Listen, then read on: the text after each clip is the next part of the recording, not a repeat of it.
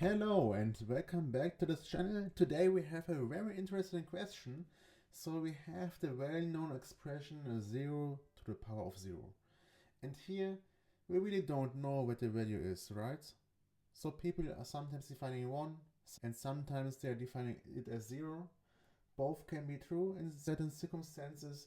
And now in this video I would like to provide you two views on this expression and we'll let you know why from analysis point of view this can be anything you want, and why from discrete mathematics point of view or set theoretical point of view this is usually 1. So we first start with the analysis point of view, and here we can define our function f of x and y as x to the power of y. So this is a function from 0 to infinity times 0 to infinity, and we are mapping to, let's say, 0 to infinity, including 0 here.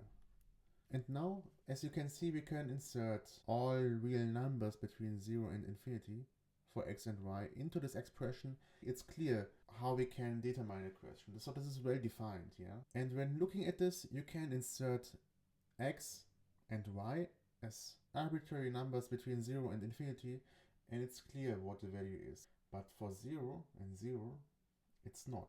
Yeah? So the natural question arises here, how to define f at 0, 0 such that f is continuous.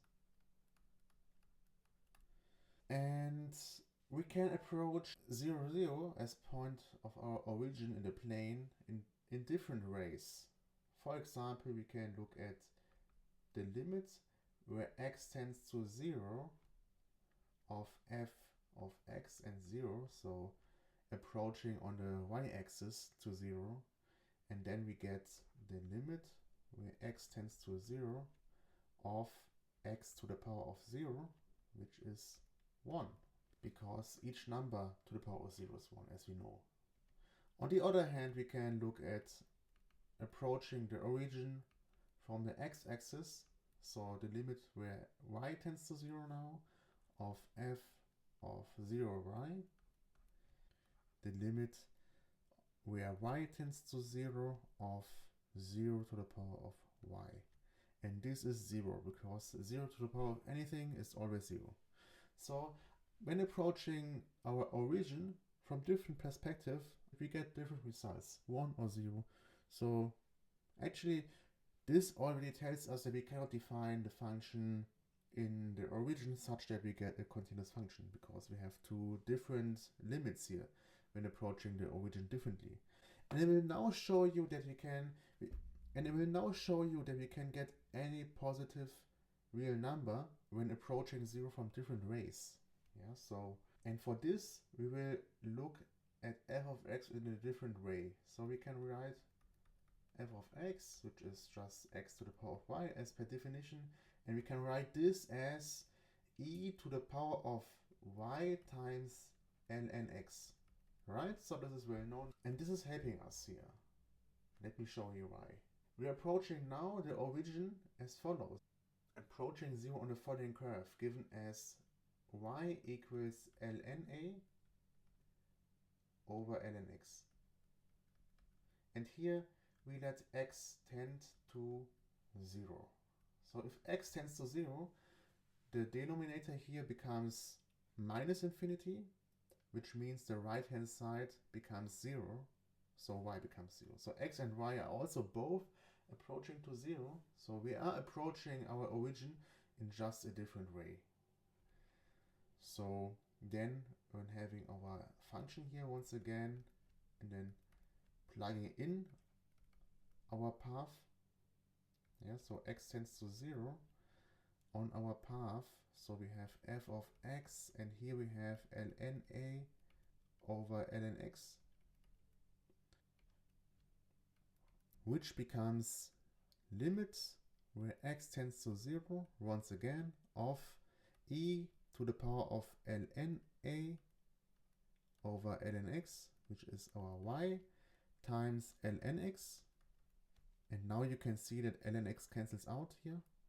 So this becomes limit where x tends to 0 of e to the power of ln a.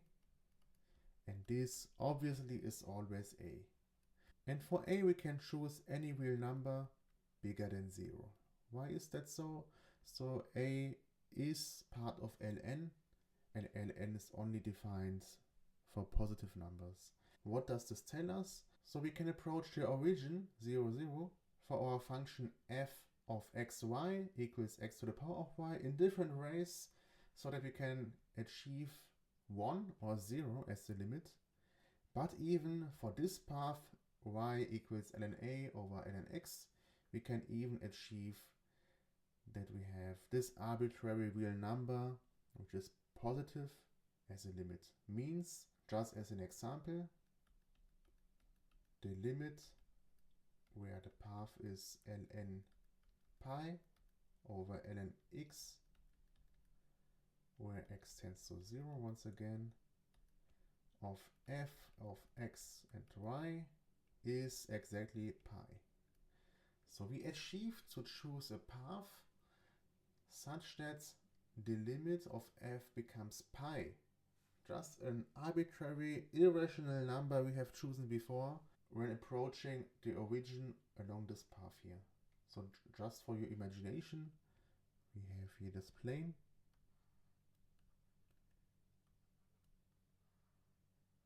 Three-dimensional, we have here x and y, and here we have z. And depending on how we approach our origin, from this side for example, or from this side along this path, or even along this path, we get different limits for f. So when evaluating f along different paths, we can either get 1 or even pi or any arbitrary real number here. So I think this is really amazing. From analysis point of view, we cannot define 0 as 0 in a meaningful way. We always end up with a number such that this function here becomes not continuous. So there's no proper way on how to define f of x and y equals x to the power of y such that this function becomes continuous at the origin. So I hope you also find this result really amazing.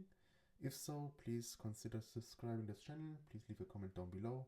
Stay tuned for more videos like this, and see you next time.